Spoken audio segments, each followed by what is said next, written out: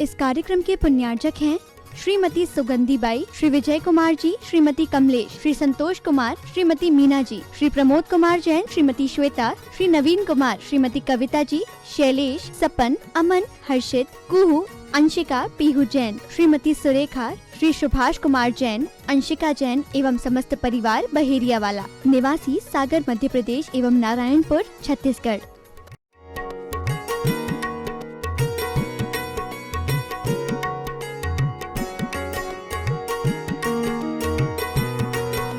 तीर्थंकर प्रभु आदिनाथ मुनिनाथ,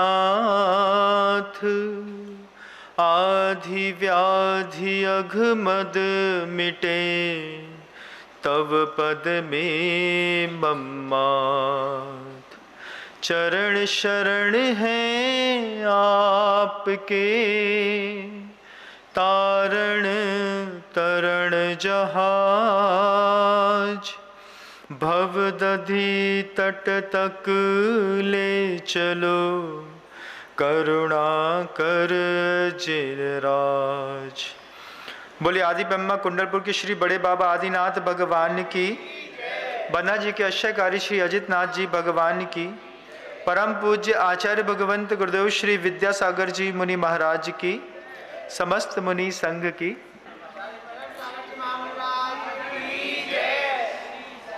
हम लोग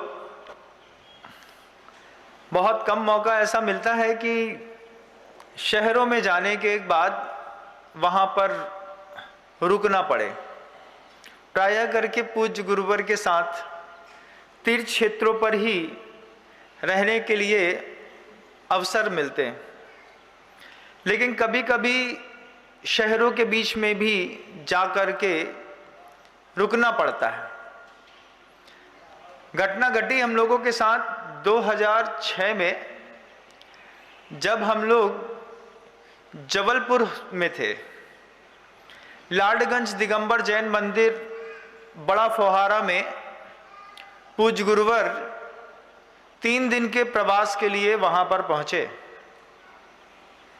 3 दिन के प्रवास में पूज्य गुरुवर जब वहां पर पधारे तो ऊपर रुकने के लिए व्यवस्था थी, सामने ही मंदिर था।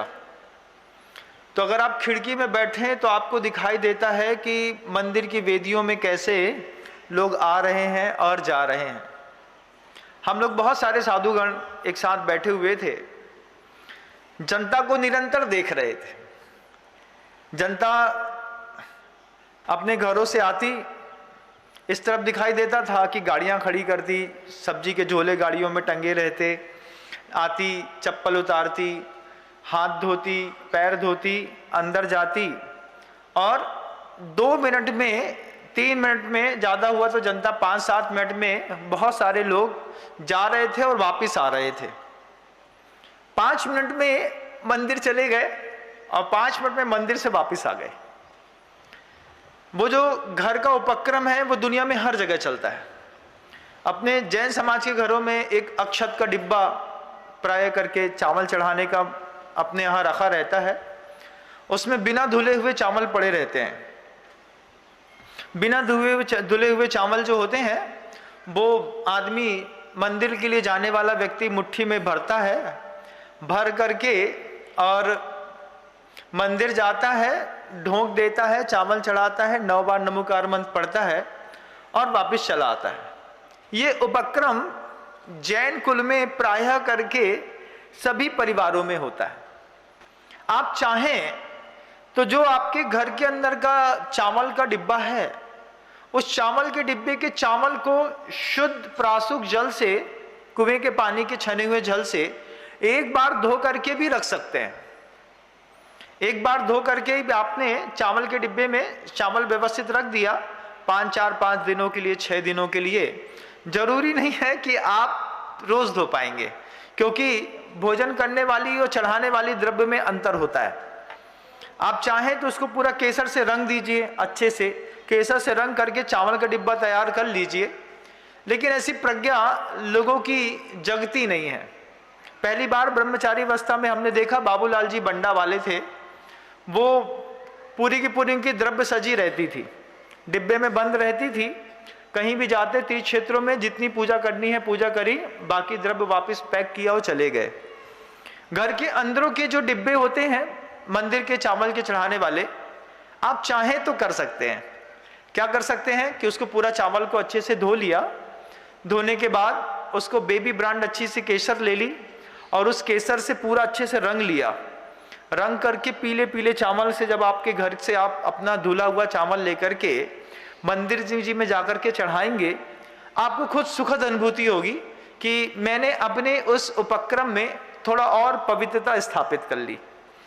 लेकिन प्रायः करके हमारे घरों के अंदर बस वो जो पुरानी प्राचीनतम परंपरा चली आई है, उसी परंपराओं का हम अनुपालन करते हुए गर्दा धूल लगा हुआ चावल उठाया, भगवान के मंदिर में चढ़ाया और ढोंक दिया, नमोस्तु किया, 9 बार नमोकार मंत्र पढ़ा और वापस चले आए। नहीं, सबमर्सिबल के पानी से द्रव्य नहीं धोई जाती है, कुएं के पानी से। नहीं तो बारिश का पानी आप इकट्ठा कर लीजिए और बारिश के पानी से भी आप द्रव्य धो सकते हैं। अब हम लोग देख रहे थे जबलपुर लाडगंज में, ऊपर बैठा हुआ था मैं, मेरे साथ बहुत सारे और मुनिराज बैठे थे। तो जिन लोगों को हम पहचानते थे, जिनसे हमारा परिचय था, जो हमारे लिए सेवा करते थे, वयावृत्ति इत्यादि करते थे, जब हमने उन लोगों को भी देखा, उनको भी देखा कि जल्दी से मंदिर गए, पैर धोया, चावल चढ़ाया, 3-4 वेदियों के नीचे नीचे दर्शन किए और 5 मिनट में आदमी ऊपर आकर के हमारे सामने खड़ा हो गया। जब 5 मिनट में ऊपर आकर के आदमी खड़ा हो गया तो वहां पर हमारे मुनि श्री विशाल सागर जी महाराज जी, जो अभी इस वक्त पूना में विराजमान है, मुनि श्री निरापक श्रमण मुनि श्री वीर सागर जी के महाराज के साथ पूना में चातुर्मास कर रहे हैं। हम और विशाल सागर जी महाराज श्री साथ में बैठे हुए थे। विशाल सागर जी महाराज श्री बड़ी अच्छी बात कहते हैं, वो जो कि हम लोगों से सबसे जुड़ा हुआ है, परिवार के सदस्य के जैसा, वो भी श्रावक भी हो जाते हैं। जब करीब हो जाते हैं तो घर के ही हो जाते हैं। तो उस श्रावक से विशाल सागर जी महाराज श्री कहते हैं कि बताओ, नाम मैं लेना नहीं चाह रहा, नहीं तभी पूरी जबलपुर के लोग जो हैं उसके घर में घुस करके उससे पूछताछ करने लगेंगे। चलो उसका नाम अपन बेटू रख देते हैं। तो अच्छा बताओ बेटू। हाँ महाराज श्री बताइए। कि मान लो तुम्हारी मम्मी ने घर के अंदर बहुत अच्छा भोजन बनाया, हाँ, अच्छी रबड़ी बनाई, रसगुल्ला बनाया, अच्छे गरम चावल बनाए, पोहा फ्राई किया, पापड़ अच्छे रखे, सलाद रखी, चटनी रखी, उसके ऊपर 2 जूस बना के रखे, चांदी की थाली में परोस करके मम्मी ने गरम गरम पूरी थाली दी, अच्छी गट्टे की सब्जी रखी, मखाना रख दिया, दाल मखनी रख दी, दही रख दिया, लस्सी रख दी, सब रख दिया।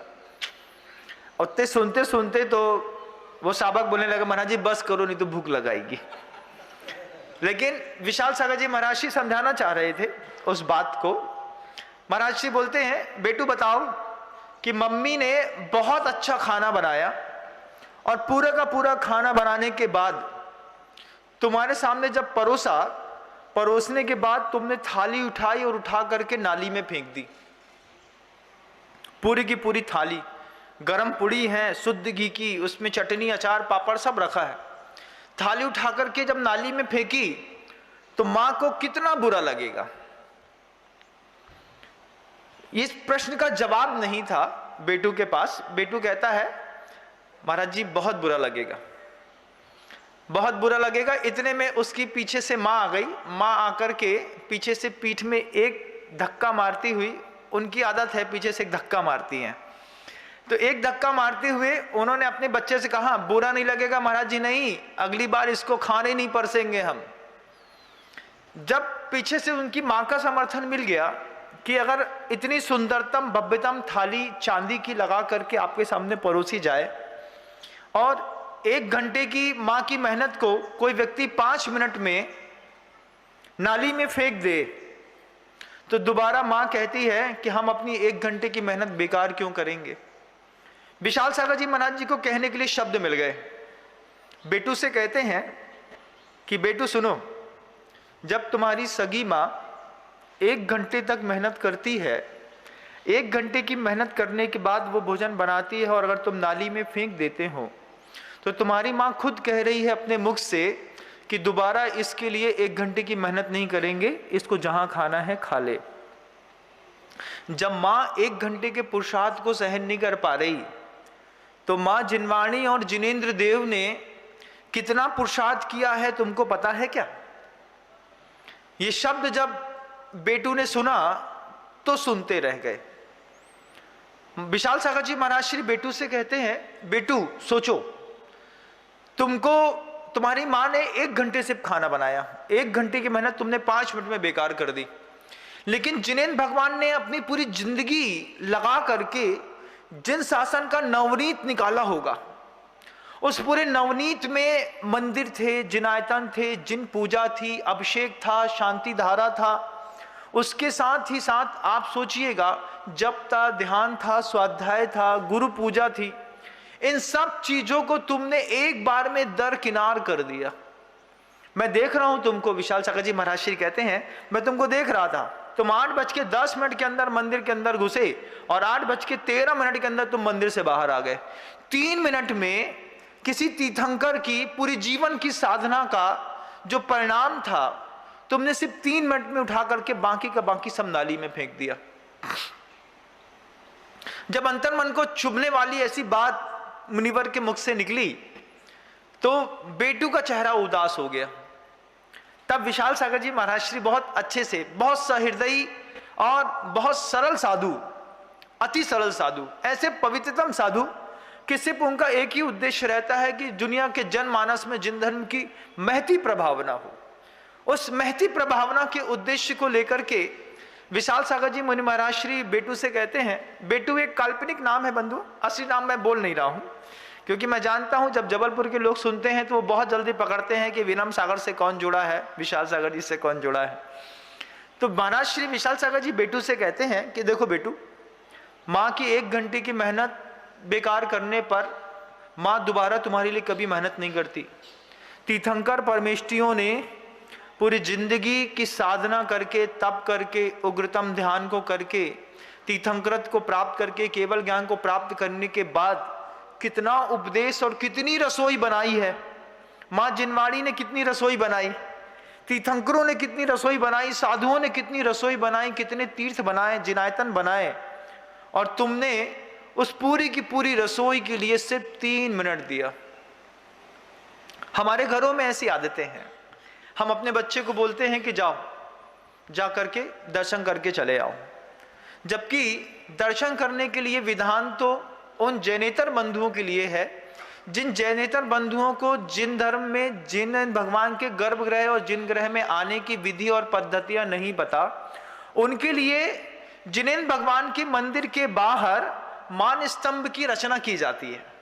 मान स्तंभ में 4 प्रतिमाएं स्थापित कर दी जाती हैं। तो जैनेतर बंधु जो होते हैं वो गली से निकलते वक्त, चाहे वो सिंधी हो, पंजाबी हो, गुजराती हो, मारवाड़ी हो, कोई भी हो, हिंसक हो, अहिंसक हो, वे, उनको पता है कि हमको जैन धर्म में अंदर मंदिर के अंदर जाकर के विधि विधान नहीं आते, तो हम मंदिर के बाहर ही भगवान को नमस्कार कर लेते हैं।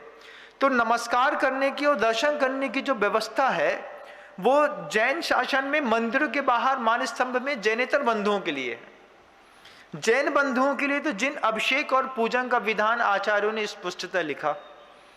अब वो विशाल सागर जी मुनि महाराज जी बेटू से कहते हैं कि बेटू, तुमने बिना धुला चावल भगवान की बेदी में चढ़ाया होगा, साइड वाली पार्श्वनाथ भगवान की बेदी है, तुम सिर्फ एक बेदी पे गए और एक बेदी पे जाकर के तुमने ढोंग दी, 9 बार नमोकार मंत्र भी नहीं पढ़ा होगा। इतने में बेटू बोला, नहीं महाराज जी 9 बार नमोकार मंत्र पढ़ा। बोले चलो ठीक है, तुमने 9 बार नमोकार मंत्र भी पढ़ा, लेकिन तीर्थंकर ने जो तुम्हारे लिए इतना कुछ दिया है उसके लिए जो तुम सिर्फ 3 मिनट देते हो, कभी 5 मिनट देते हो, कभी 1 आध घंटा दे देते होंगे, इतने में तुमको लगता है कि दोबारा कभी जैन कुल मिलेगा? जब तुम्हारी माँ तुमको 1 घंटे की मेहनत पे खाना नहीं दे रही, तो क्या तुम्हारे इस तरीके के मंदिर जाने से और इस तरीके से सिर्फ दर्शन करके, नमोस्तु करके, कायोत्सर करके लौट आने पर क्या तुमको लगता है कि दोबारा जैन कुल मिलेगा? शावक के पास शब्द नहीं था, एक शब्द बोल नहीं पाया। तब विशाल सागर जी महाराज श्री बहुत बड़ी बात कहते हैं। बड़े महाराज श्री कहते हैं कि आगम में छोटे छोटे शब्दों में बहुत बड़ी बड़ी संभावनाएं धरी हैं गुरुओं ने, आगम दिया है कितना बड़ा। आपके मंदिर के अंदर भी जिनवाणी होगी, आपके मंदिर के अंदर भी एक बहुत बड़ी लाइब्रेरी होगी, लेकिन अगर आपको ऐसा लगे कि उस लाइब्रेरी का हम निरंतर अपमान करते चले हुए आए हैं। अपमान क्या है महाराज? अपमान बस मां जिनवाणी का इतना ही है कि तुम्हारे मंदिर के अंदर जिनवाणी रखी रखी घुन खा गई, उसके पत्तों में, उनके कागजों पर जब दीमक लग जाती है तो ये मां जिनवाणी का सीधा सीधा अपमान है। उस समय मंदिर में जब माहौल अभिषेक पूजन इत्यादि के साथ परवराज पर्यूषण का 10 लक्षण धर्म का रहता है, उस वक्त कब पन्ने फट जाएं, निकल जाएं, तो जितनी भी कुमारी बेटियां रहती हैं, इन कुमारी ब्रह्मचारिणी बेटियों का दायित्व बनता है कि मंदिर के अंदर जाकर के जितनी भी जीर्ण शीर्ण पुस्तकें हैं, या तो उनको ठीक कर दें या फिर उनको अलग करके अग्नि समर्पित करके वहां से अलग कर दें। नई पुस्तकें खरीद लें, अभी से बुला लें और बुला करके नई पुस्तकों को वहां पर स्थापित कर दें, जिससे आने वाले जो पुजारी हैं, जो भादों के बधैया होते हैं, भादों के बधैया कैसे होते हैं? पहली बरसात का मेढक हरा हरा बड़ा बड़ा होता है, ठीक वैसे ही भादों में पर्यूषण के दिनों में उम्मीद नहीं रहती, वो लोग भी मंदिर पहुंच जाते हैं। तो जो भादों की बधैया होते हैं उनको कम से कम साफ सुथरी पूजन की सामग्री उपलब्ध रहती हो। ये भी एक दायित्व बनता है। और ये भी दायित्व बनता है कि मंदिरों की अलमारी के सबसे नीचे वाले खंड में जो जितनी भी फटी पुरानी जीर्ण शीर्ण दीमक लगी बदबू लगती हुई जिनवाणी की स्थिति हो गई है, उसको आप प्रॉपर एक जगह पहले धूप में दिखा दें, सुखा दें। आपको लगता है कि ये पढ़ने योग्य नहीं है तो उसको किसी मिट्टी में या फिर किसी जंगल में स्वच्छ स्थान पर खेत में जाकर के छोड़ दीजिए। वो धीरे धीरे मिट्टी के साथ मिलकर के मिट्टी होकर के व्यवस्थित हो जाएगी, क्योंकि उसमें दीमक लगी रहती है। अगर आप उसको जलाते हैं या पानी में विसर्जित करते हैं तो फिर दीमक सारी की सारी नष्ट हो जाएंगी। उससे सुरक्षित रखने के लिए जैसे वो अपने यहाँ आपके यहाँ अलमारियों में रखी हैं, आप उनको चाहें तो बिल्कुल खुले आकाश में या किसी खेत में अपने घर के किसी गार्डन में खुला छोड़ दें। धूप के प्रकाश से और मिट्टी के संयोग से दीमक अपना स्थान परिवर्तित कर लेते हैं, धीरे धीरे मिट्टी में जाकर के वो अपना स्थान बना लेते हैं और वो जो जीर्ण शीर्ण पुस्तकें हैं वो वहाँ पर व्यवस्थित हो जाती हैं। ऐसे श्रावक करते हैं। विशाल सागर जी महाराज श्री बेटू से कहते हैं कि तुमने भगवान को सिर्फ 3 मिनट दिया और आगम के एक छोटे से शब्द में कितनी संभावनाएं हैं तुमको पता भी नहीं है, तुमको वो कितना बदल सकते हैं। लेकिन पिछली बार अगर तुमसे पूछे कि तुमने कब कौन सा ग्रंथ उठा करके पढ़ा था, तो जैन कुल के बहुत सारे परिवारों को सोचना पड़ेगा कि हमने जिनवाणी कब पढ़ी थी। अच्छे साधु के समीप में जाकर के हम शांति धारा अभिषेक कर लेते हैं, पूजन करना भूल जाते हैं। पूजन करने को हम ज्यादा महत्व नहीं देते, क्योंकि पता रहता है कि उदक चंदन तंदुल पुष्प गई कर दी, इसका मतलब भी पूजा होती है, तो आपने करके चले आए। लेकिन महाराज श्री बार बार इस बात को पूरी जगत के लोगों को प्रेरणा देते हुए कहते हैं कि इतने मात्र से तो तुम्हारा कल्याण नहीं हो जाएगा।